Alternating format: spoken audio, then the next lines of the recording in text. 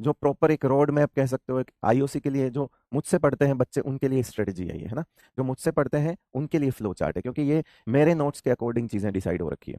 तो most important for the selection and good rank in NEET 2026, अगर आपको rank भी लानी है तब भी काम होगा, एनसीईआरटी बेस्ड ही रहना है। आप हमेशा याद रखना, एनसीईआरटी से बाहर वाली चीज आपके लिए नहीं है, आप फिर परेशान हो जाओगे।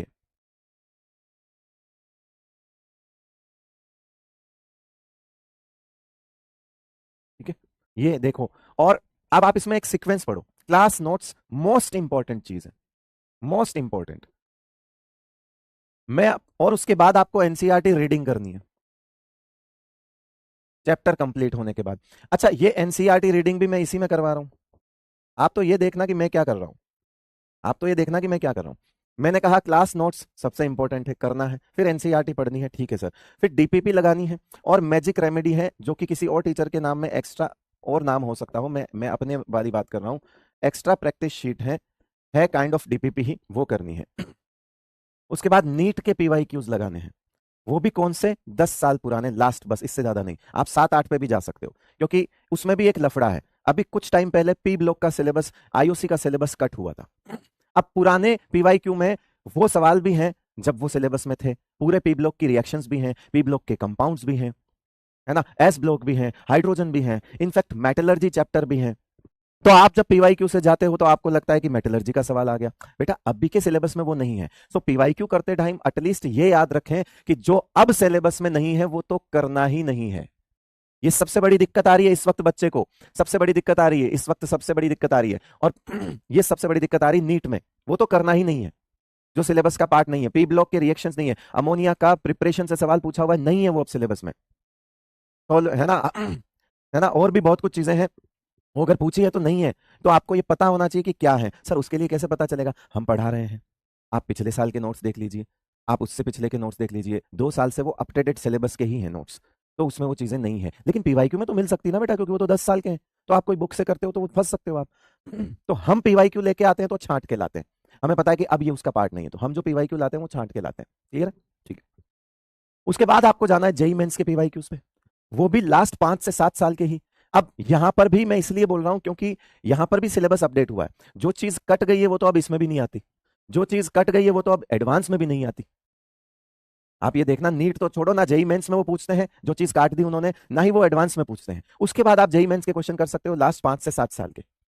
लेकिन कभी भी कोई भी क्वेश्चन करते हुए ये ध्यान रखो वो रिलेवेंट है या नहीं है, वो अब सिलेबस का पार्ट है या नहीं है। कहीं मैं सिलेबस का पार्ट नहीं है फिर उसको कर रहा हूं, तो मैं अपना टाइम भी खराब कर रहा हूं और उससे होना जाना भी कुछ नहीं। उसके बाद आपको मॉड्यूल की एक्सरसाइज करनी है, आप चाहो तो मॉड्यूल जो है वो डीपीपी के बाद भी लगा सकते हो, लेकिन कॉन्फिडेंस आ जाता है जब पीवाईक्यू और ये सब हम करते हैं, तो उसके बाद हम मॉड्यूल की एक्सरसाइज करते हैं तो हमें लगता है ठीक है ये चीजें हमें समझ आ गई। अब ये पूरी कहानी लास्ट में ये भी कुछ नहीं है। जेई एडवांस जो है, जेई एडवांस भी अगर आप जाना चाहो इसकी भी नीड नहीं है, मैं आपको फिर कह रहा हूं इसकी भी नीड नहीं है, लेकिन जो रिलेवेंट क्वेश्चंस हैं वो ऑलरेडी क्लास नोट्स में। अब आप सोचो, नीट के पीवाईक्यू मैंने करवा दिए, नीट के पीवाईक्यू मैं क्लास में ले लेता हूं, इंपॉर्टेंट, सारे नहीं, क्योंकि सारों के लिए तो आपको फिर जाना ही पड़ेगा, सारे हमारे पास टाइम नहीं होता, हम नहीं दे सकते। नीट के पीवाईक्यू हम करवा देते हैं, जेई मेंस के पीवाईक्यू मैं करवा देता हूं, जेई एडवांस के रिलेवेंट पीवाईक्यू मैं करवा देता हूं, एनसीईआरटी रीडिंग में करवा देता हूं। तो इसका मतलब है क्लास नोट्स में आपको अल्टीमेटली ये सब तो मैं करवा ही रहा हूं। मॉड्यूल के कुछ होमवर्क मैं दे देता हूं, ठीक है मैं उसे डिस्कस नहीं कर पाता, लेकिन मॉड्यूल से होमवर्क दे देता हूं, होमवर्क फ्रॉम मॉड्यूल दे देता हूं मैं, उसके पर्टिकुलर क्वेश्चन भले डिस्कस ना करूं, मैं होमवर्क तो देता हूं। तो ये सब तो मैंने कर लिया। तो आप क्या सोच रहे हो, क्लास नोट्स इनफ नहीं? अरे मोर देन इनफ है, ये सब तो हम कर ही रहे हैं ना, हर टीचर अपने अंदर ये सब काम कर रहा है, हर कोई टीचर बराबर एफर्ट लगा रहा है। लेकिन पॉइंट वो है कि तुम सब कुछ भूल के, तुम सब कुछ भूल के यहां पे हो, तुम सब कुछ भूल के यहां पे हो।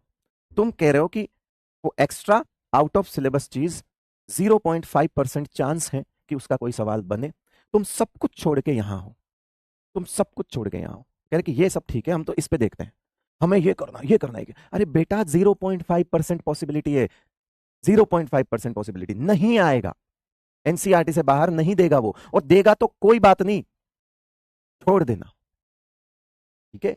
देगा तो उसके पीछे कैसे भाग सकते हो तुम, वो पूरी केमिस्ट्री का एक सवाल हो सकता है। आईओसी के मतलब 13 से 15 सवाल अगर आईओसी के आते हैं तो अब इसमें 0.5% की प्रोबेबिलिटी मतलब पॉसिबिलिटी निकाल दो, कितना क्वेश्चन बनेगा इससे? कोई चांस ही नहीं है। अरे बेटा, जो तुम्हें आउट ऑफ एनसीईआरटी लगता है ना, वो आउट ऑफ एनसीईआरटी होता ही नहीं है, वो एनसीईआरटी का ही सवाल होता है जिसमें ही वो फंसा देगा तुम्हें।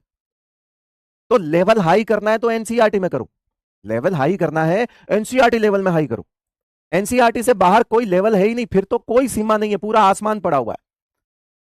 एनसीईआरटी से बाहर कोई सीमा नहीं है। इसीलिए जब आप, ये आपको मैं क्यों कह रहा हूं, क्योंकि बहुत सारे बच्चों के मेरे पास जो है कमेंट आते हैं, क्योंकि वो लोग अदर सोर्सेज से बाहर जो भी उनको इजीली अवेलेबल सोर्स होते हैं उनके क्वेश्चंस लगाते हैं। बेटा मार्केट में बहुत क्वेश्चंस हैं, लेकिन पॉइंट ये है कि जो नीट के सिलेबस के हैं वही दिखने हैं। तो ये एक हर उस बच्चे के लिए ये इंपॉर्टेंट है जो ऑनलाइन पढ़ रहा है। उसके सबसे बड़ा सामने सवाल होता है कि उसको कोई गाइड करने वाला डेली बेसिस पे सामने नहीं बैठा है जो ये बता पाए कि रिलेवेंट क्या है और इरिलेवेंट क्या है, क्वेश्चन कौन से करने हैं और कौन से नहीं करने हैं। तो वो उसके लिए मैंने जस्ट आपको एक 10 मिनट आपके लिए, उसके लिए मैं माफी चाहूंगा, लेकिन ये सब बच्चों के लिए है जो भी इस वक्त तैयारी कर रहा है। ओके।